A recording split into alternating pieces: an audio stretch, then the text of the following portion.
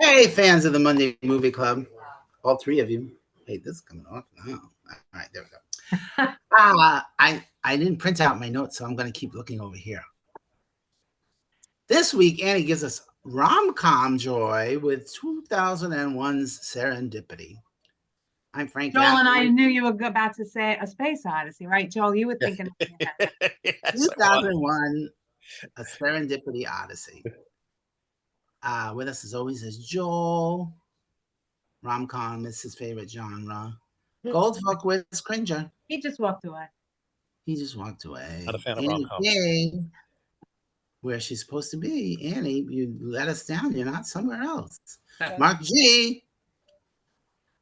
So I'm actually somewhere else. I am in a house in Key West right now.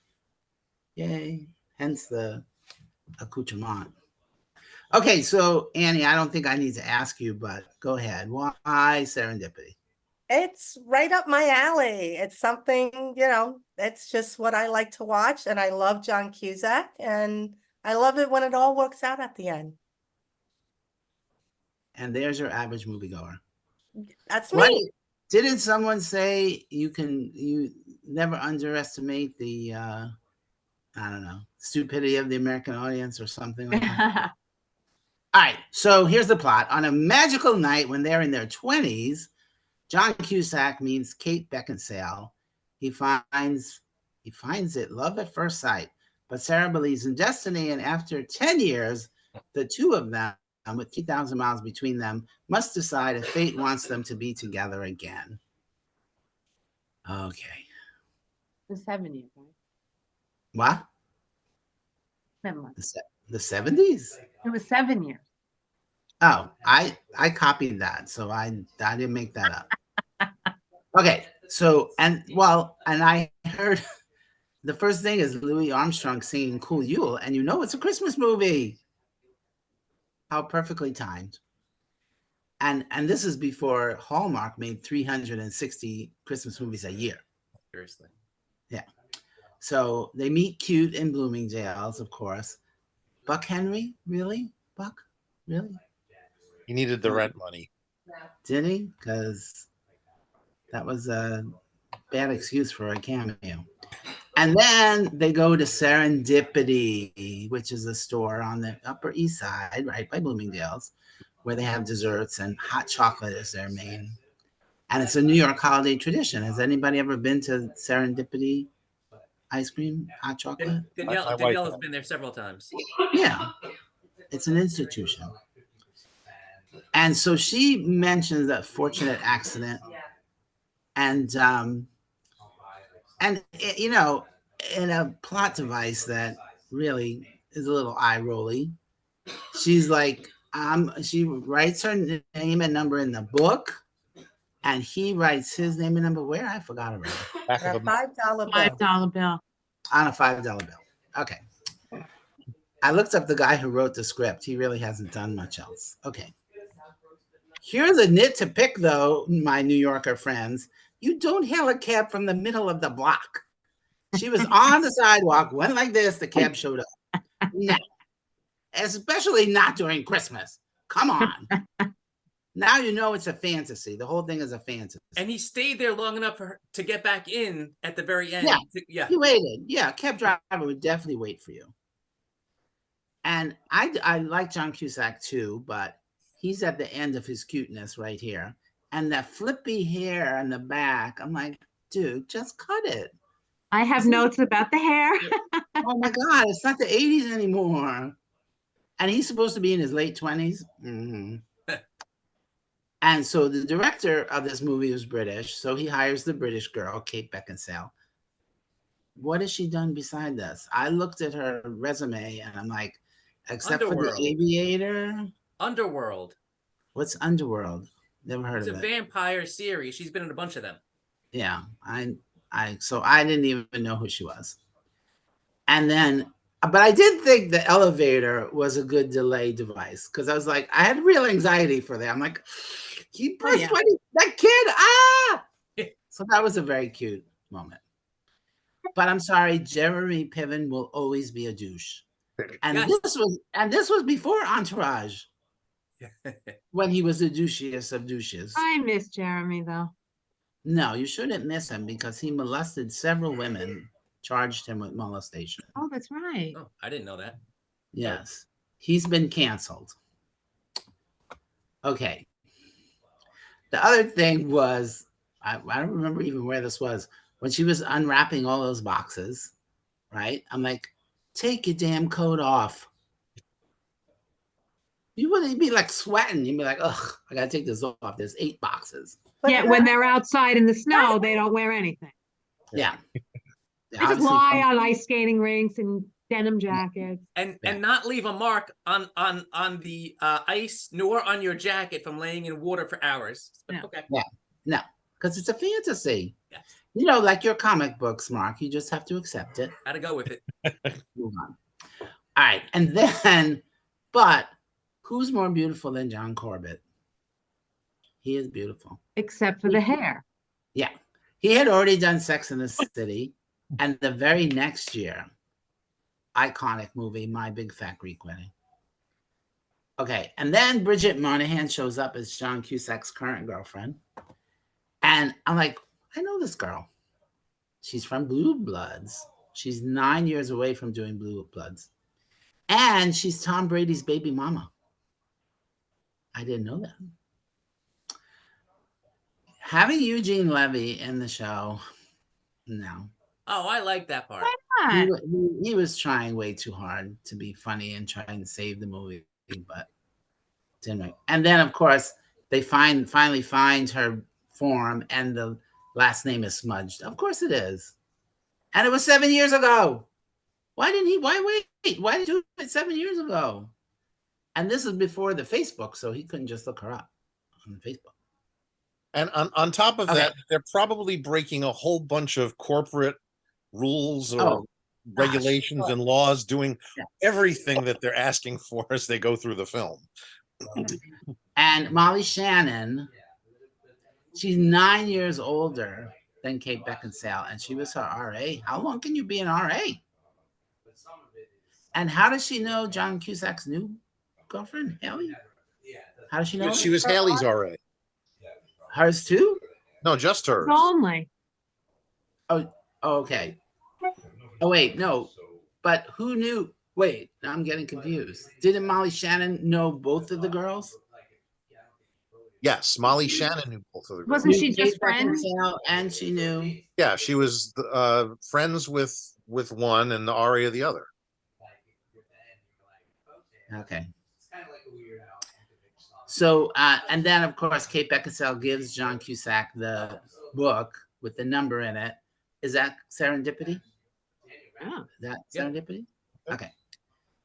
And then, of course, you hear the obligatory original love song over the When You Know. Never heard of it. Sean Colvin. Okay. And Jeremy Piven's girlfriend breaks up with him because, you know, I want to be a jackass, basically, what he says. And then she sees that they're having their wedding. She's running to the wedding. Why would anyone run into someone's wedding when they don't even know what the hell's going to happen? And be like, oh, I don't know if I could. That's been done interrupt. in 100 movies, though. You got to run in to break up the marriage at the last second. Elaine. Yeah. Anyway, but the obit was funny. I thought that was funny. And they finally meet, and damn it, John Cusack did not have a boombox. Isn't that his thing? Isn't that what he does? What's that about? And I'm sorry to say, the end of the movie, their reunion did not get to me. I'm like, they're together now.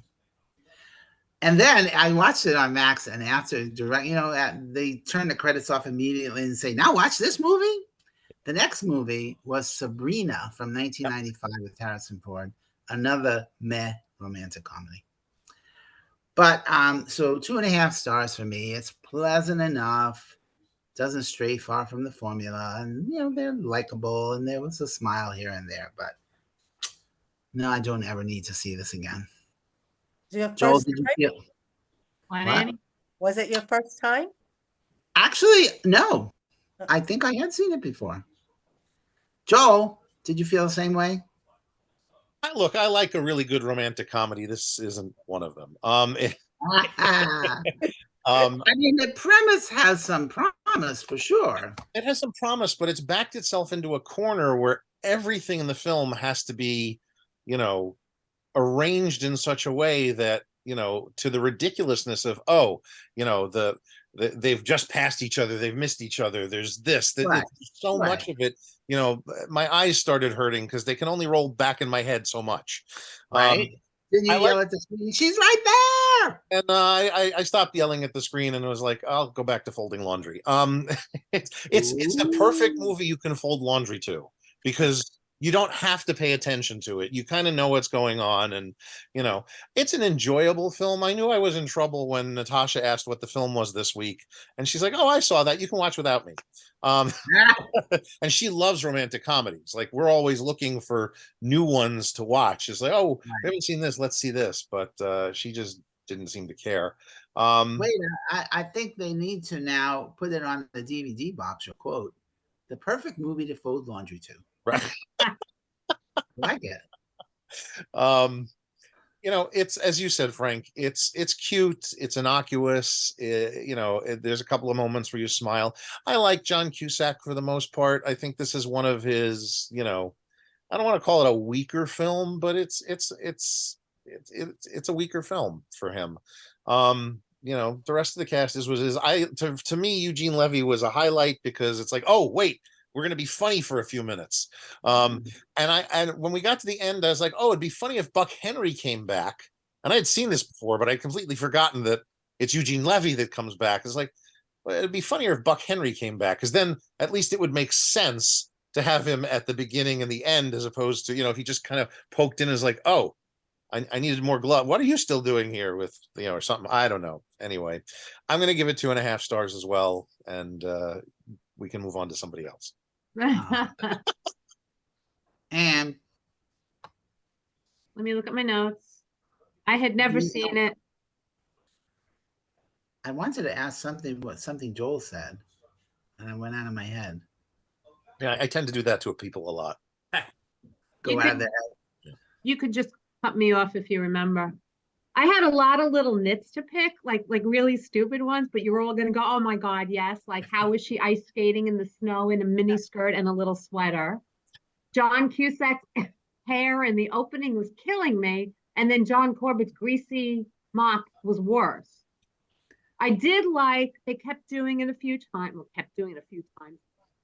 the super fast motion ways that they did the time advancing. I can't think of some of them, but Annie, you know, you're nodding. Some of that was very cute. So far, it's a cute concept, but it's just poorly executed, such as the script and the amount of times I've already said, oh God, come on, in 34 minutes. For example, when John Corbett had to reach out to his bandmate to tell him that Sarah said yes. Like, he already... We can't hear you anymore. We can't hear you. Ginger's blocking your voice. He reached out to his bandmate to say that she said yes, like he had already picked out the wedding date before he even proposed, which was a little weird. And my God, this guy has like dates a year out. What kind of band is this? He's like, whatever. Oh, you didn't see the uncut deleted scenes? Because it's in there. Oh, okay. The French roommate never knew Sarah's last name. And if he did, he forgot it only 7 years later, and also couldn't remember the name of the roommate finder company that he found her on. So it's just a lot of, oh God, come on. To me, you can go, all right, I can let this go when it's a superhero movie or fantasy, but when it's a movie that's supposed to be like rooted in reality, it annoys the shit out of me. But they need obstacles. I didn't think it was rooted in reality. The minute you're dealing with you know, these fantastical elements of the concept of fate and destiny, all rules go out the window. I know. I guess I just mean regular, normal movie of two people in current times versus. Okay. I did enjoy most of the little serendipitous things, such as the elevator bit. And when the girls got into the cab after leaving Serendipity and the boys showed up to the wedding store, they kept missing everybody. And John's fiance met up with the girls and was Molly Shannon's RA. A lot of that was cute. And I don't believe in fate at all. I don't believe when somebody says, well, that was meant to be. I'm like, it wasn't meant to be. But I know a lot of people do. So the whole premise of the movie was annoying to me.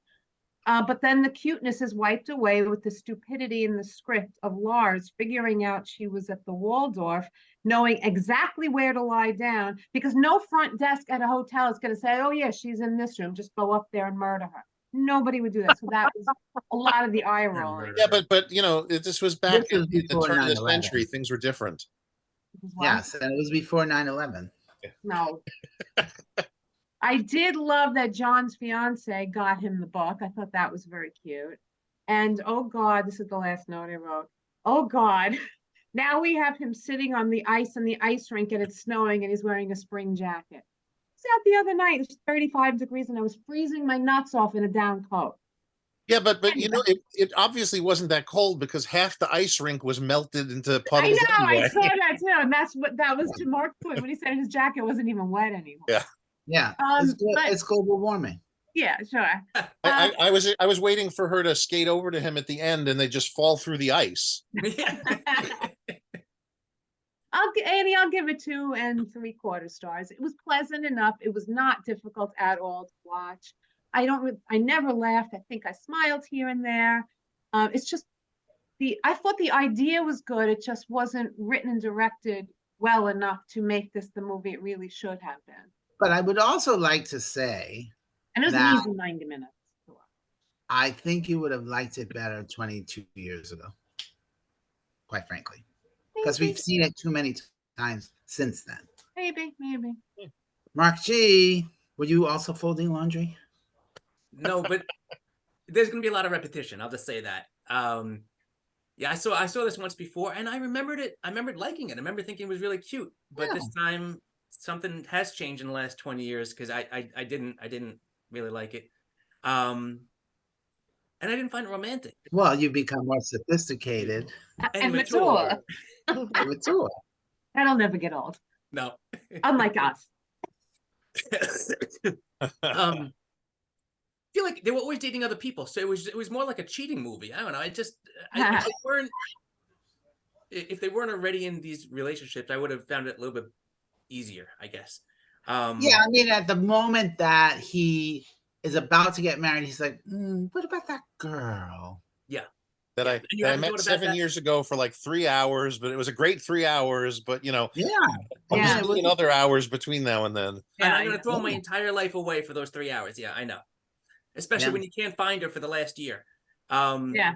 And why didn't he look 7 years ago? Come on. Yeah. I did like the opening, the Christmas music and just Christmas in New York.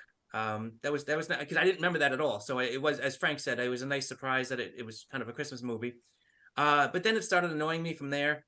And also I remember Kate Beckinsale. I remember her being like quirky in a very cute way, and this time I found her more annoying and just unreliable. So there was no, I don't know. I think Frank said it too. I just didn't care. And Danielle has been to Serendipity a few times ago, and she watched the movie with me the first time, and just like Natasha, she said, "Nah, go on without me." So I should have known, I guess, with that too. Go on without me. Save yourself. Save yourself. There's no room on the floating wood, so I'll just drown. And you know, Mark, he always has wood. Yeah, that is true. This type of movie is not my movie, but I just watched The Holiday, and I really like that. So I don't know what's going on with me, but whatever happened to John Cusack? Why is he gone from like this universe? Hot Tub Time Machine, which I thought was very funny, actually. Hot Tub Time Machine 2. I need to see that. Yeah, no, I didn't. You mean he took the Hot Tub Time Machine back in time and just hasn't come back yet? Maybe that's it. Because just like, I mean, I like him too. He's great. He's a great actor. He used to be in all these movies, and now where is he? Maybe he just doesn't want to do it anymore. Yeah, I think maybe his niche was being that 20-something, teenage 20-something, and he just didn't grow up out of it. Unlike Patrick Dempsey, he didn't make that transition. Right. He's not McDreamy at all. So what you're saying is John Cusack needs a good TV series to reinvent Yes, it. I don't know why he hasn't We done it. all, And he could be a lawyer instead of a doctor, something. Something. Anyway, similar to what you guys said, I certainly didn't hate it, and it was an easy watch. So 2.5 for me. 2.5. I think John Cusack needs an MCU role. yeah. Would he know? I don't think he would. No, I'm sure he I wouldn't. don't think he would. Okay, I'm gonna look him up. All right, Annie. So, is this really a remote dropper? It's not because you can't find it. It doesn't play very often. So I wanted to watch it again. It's a Christmas movie to me. It is. And Yes. I love the scenes of Manhattan at Christmas time. It's, just so beautiful and everything. And it's right up my alley. I'm your, average moviegoer. And Well, here, Mark, you would like John Cusack a lot better because he had to prepare for Say Anything by training as kickboxing, and he's continued it even to today. He loved it so much. Wow, He's nice. a kickboxer. What was his last movie?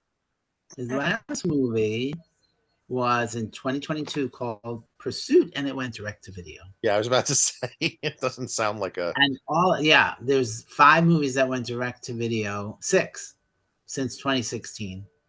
So Sorry, Annie, we'll get back to you after this commercial Yes. break. He played Brian Wilson in Love and Mercy in 2014. he's gone the That Nick was- Cage that was a route. big one. It That was sounds a like. big one. Yeah, Yeah, but but But you can- he was in a TV series called Utopia in 2020, 8 episodes. Must have been a miniseries. His last decent movie was, I think, called Identity. I saw that. Yeah, it was an Amazon Prime miniseries in 2020. no, So Utopia, not Identity. Identity is an Agatha Christie ripoff. Okay, yeah. Identity was? Yeah. All right. Suspense. Yeah. A lot of direct to Annie, videos. back to Back you. to Thank Annie. you, Annie. yes, and I always feel that I need to inject some stupid, 90-minute. No, I absolutely appreciate it. Yeah. That you make us watch normal movies, quote unquote.